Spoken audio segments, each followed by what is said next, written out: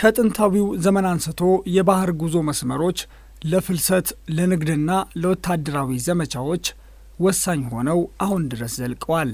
በተለይ ነዳጅና ሌሎች መሰረታዊ ፍላጎቶች በከፍተኛ መጠን በግዙፍ የጭነት መርከቦች ለማንቀሳቀስና ለማቅረብ የባህር መስመሮች ወሳኝ ናቸው።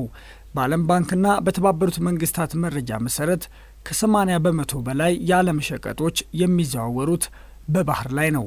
በዚህም የባህር ትራንስፖርት ለዓለም አቀፍ ንግድ፣ ለጥሬ ዕቃዎችና በከፊል ለተዘጋጁና ላለቀላቸው ምርቶች ዝውውር ወሳኝ መንገድ ነው። ስለዚህም ሀገራት የሚያስገቧቸውንና የሚያስወጧቸውን ምርቶች በዋናነት በባህር በኩል በትላልቅ መርከቦች አማካኝነት ያጓጉዛሉ።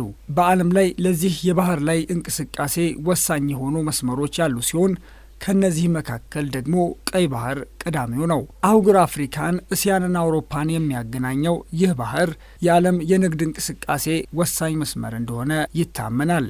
ቀይ ባህር የህንድ ውቅያኖስንና ሜዲተራኒያን ባህር በማገናኘት በተለይም በዓለም ዙሪያ ተፈላጊ የሆነውን ነዳጅ ከመካከለኛው ምስራቅና ከባህረ ሰላጤው ሀገራት ለማጓጓዝ አጭር መንገድ በመሆኑ በዓለም ንግድና ፖለቲካ ላይ ወሳኝ ቦታ አለው። በዚህም የተነሳ ባህሩን ከሚያጎራብቱት ግብጽ፣ ሳውዲ አረቢያ፣ ኤርትራ፣ የመን፣ ጅቡቲና ሶማሊያ በተጨማሪ ከአካባቢው ርቀው በሌሎች አህጉራት የሚገኙ በርካታ ሀገራት ጥቅማቸውን ለማስከበር በቀጥታም ሆነ በተዘዋዋሪ አካባቢ ይገኛሉ። ቀይ ባህር ረጅሙን በህንድ ውቅያኖስ በኩል ወደ አትላንቲክ ውቅያኖስ የሚደረገውን የባህር ላይ ጉዞ በማሳጠር ሀገራት ቀልጣፋ የነዳጅና የጋዝ አቅርቦታቸውን እንዲያገኙ ያደርጋል። እንዲሁም ከአውስትራሊያ፣ ከጃፓን፣ ከቻይና፣ ከህንድና ከሌሎች ሀገራት የሚገኙ ወሳኝ የቴክኖሎጂ ምርቶችና ሸቀጦችን የጫኑ ግዙፍ መርከቦች የሚያቋርጡት ወሳኝ የባህር መስመር ነው። በተጨማሪም በአሁኑ ወቅት የዓለማችንን አንድ ጫፍ ከሌላኛው ጋር በሰከንዶች ውስጥ ለማገናኘትና መረጃ ለመለዋወጥ የሚያስችሉ የመረጃ ማስተላለፊያ ግዙፍ ገመዶች በቀይ ባህር ወደብ ላይ ተዘርግተው ይገኛሉ። ግጭቶችና አለመረጋጋቶች በተደጋጋሚ በሚከሰቱባቸው የአፍሪካ ቀንድ፣ የመካከለኛው ምስራቅና የባህረ ሰላጤው አካባቢዎች ላይ ፍላጎት ያላቸው ሀገራት ለወታደራዊ እንቅስቃሴያቸው ቀይ ባህር ስልታዊ መስመር ነው። ከዓለም ንግድ እንቅስቃሴ ውስጥ ከ12 እስከ 15 በመቶ ከኮንቴይነር ጭነቶች መካከል 30 በመቶውን በየዓመቱ የሚያስተናግደው ቀይ ባህር በእስያና በአውሮፓ አህጉራት መካከል የሚደረግ የመርከብ ጉዞን ወጪና ጊዜን በከፍተኛ ሁኔታ ይቀንሳል። ይህ ከፍተኛ መጠን ያለው ነዳጅና የኮንቴይነር ጭነቶች የሚያልፉበት በመሆኑ የዓለማችን ንግድና የኃይል አቅርቦት ወሳኝ ኬላ በመባል ይታወቃል።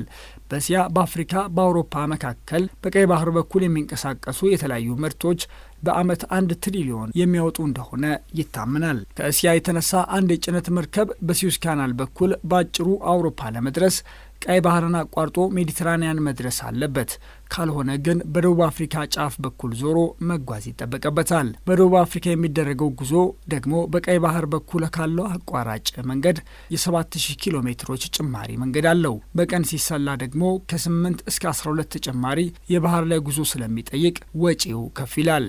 የቀይ ባህር መልክዓ ምድራዊ አቀማመጥ ከፍተኛ የነዳጅ ምርት የሚወጣበት አካባቢ መሆኑ፣ በሃይማኖትና በፖለቲካ አኳያም ተቀናቃኝ ኃይሎች ያሉበት ቦታ መሆኑ የአካባቢው ሀገራትና የዓለም ሀያላን በአካባቢው ያላቸውን ጥቅም ለማስከበር የቻሉትን ያደርጋሉ። በደቡባዊ መስመር በኩል የሚወጡ መርከቦች ወደ ቀይ ባህር የሚገቡበት የባቤል መንደብ ሰርጥና በሰሜን ጫፍ ያለው የስዊስ መተላለፊያ በሮች ቁልፍ የባህር ቦታዎች ናቸው። በተለይ ትላልቅ የጭነት መርከቦች ጉዞን በመቆጣጠር የዓለም አቀፍ ንግድና ወታደራዊ እንቅስቃሴዎች ላይ ተጽዕኖ የሚያሳድረው በግራ የጅቡቲ በቀኝ ደግሞ የመን የሚቆጣጠሩ የባቤል መንደብ ሰርጥ ወሳኝ ቦታ ነው። በዚህ ምክንያት የዓለም ወታደራዊና የምጣኔ ሀብት ሀያላን እንዲሁም ሌሎች ሀገራት ብሔራዊ ጥቅማቸውን ለማስጠበቅና የመርከቦቻቸውን ደህንነት ለማስጠበቅ በቀይ ባህር ላይ የባህር ኃይላቸውን አሰማርተዋል። በተጨማሪም አሜሪካ፣ ፈረንሳይና ቻይናን ጨምሮ ሌሎች ሀገራት የቀይ ባህር መግቢያ በር በሆነው ወሳኝ ቦታ ላይ በምትገኘው ጅቡቲ ውስጥ ወታደራዊ ሰፈር አላቸው። ሩሲያም በአካባቢው ወታደራዊ ሰፈር ለመክፈት ፍላጎት ያላት ሲሆን ቱርክም በሶማሊያ በኩል ወደ ቀይ ባህር ቀረብ ብላለች። ቀይ ባህርና በዙሪያው ባሉ ሀገራት ውስጥ ባለው ከፍተኛ የኢኮኖሚና የፖለቲካዊ ፍላጎት ፖለቲካዊ ጠቀሜታ ምክንያት ተፎካካሪ ሀገራት ተጽዕኖአቸውን ለማጠናከር ሲሉ በሚያደርጉት ፉክክር የአፍሪካ ቀንድና የመካከለኛው ምስራቅ ውጥረት እንዲሁም ግጭቶች የማይለየው አካባቢ ነው። ቀይ ባህርን በሚጎራበቱ ሀገራት ውስጥ ግጭትና አለመረጋጋት በሚከሰት ጊዜ የንግድ እንቅስቃሴ ስለሚያስተጓጉል የዓለም ምጣኔ ሀብት መንገጫገጭ ይገጥመዋል። ምክንያቱም ወሳኝ የሆኑት የነዳጅና ሌሎች አቅርቦቶች ስለሚስተጓጎሉ እጥረትና የዋጋ ጭማሪ ይከሰታል። አገራትም የጭነት መርከቦቻቸውን ደህንነት እንዲጠበቅ፣ ምጣኔ ሀብታቸው እንዲረጋጋና የሚያስፈልጓቸው አቅርቦቶች በሚፈለገው ጊዜና መጠን እንዲደርሳቸው የአካባቢውን ሰላም ለማስጠበቅ ወታደራዊ እርምጃ እስከ መውሰድ ይደርሳሉ። ቀይ ባህር ወሳኝ የዓለም ኢኮኖሚ የደም ስር ሲሆን በቀጣይ ዓመታትም ከፍተኛ ተጽዕኖ እንደሚኖረው ይታመናል። በዚህ መስመር የሚያጋጥም የትኛውም የደህንነት ስጋት የጭነት መርከቦች የጉዞ መስመራቸውን እንዲቀይሩ ያስገድዳል። በቅርቡ የየመን ሁቲ ታጣቂዎች የምዕራባውያን መርከቦች ቀይ ባህር ላይ በመምታት ጉዳትና የእንቅስቃሴ መስተጓጎል አስከትለዋል። ይህንንም ለማስቆም በአሜሪካ መሪነት ተደጋጋሚ የአየር ጥቃት ከአካባቢው በሚነሱ የጦር አውሮፕላኖች ተፈጽመዋል። በአሁኑ ጊዜ በቀይ ባህር ጉልህ ተጽዕኖ ያላቸው ሀገራት ግብጽ፣ እስራኤልና ሳውዲ አረቢያ ናቸው። ሌሎቹ በደካማ ኢኮኖሚ በድህነትና በጦርነቶች ምክንያት ሚናቸው ጠንካራ አይደለም። የቀይ ባህር ስትራቴጂካዊ ጠቀሜታ ከአካባቢው ባሻገር እስከ ሜዲትራኒያን ባህር፣ ስዊዝ ቦይ፣ ህንድ ውቅያኖስና እስከ ባህረ ሰላጤው የሆርሙዝ ሰርጥ ይደርሳል። በዚህም ምክንያት የቀጠናውና ከአካባቢው ርቀው የሚገኙ ሌሎች ሀገራት በቀይ ባህር ላይ ያላቸው ተሳትፎ ከጊዜ ወደ ጊዜ እየጨመረ ነው። አዳዲሶቹም በአካባቢው ሚና እንዲኖራቸው የበኩላቸውን ጥረት ያደርጋሉ።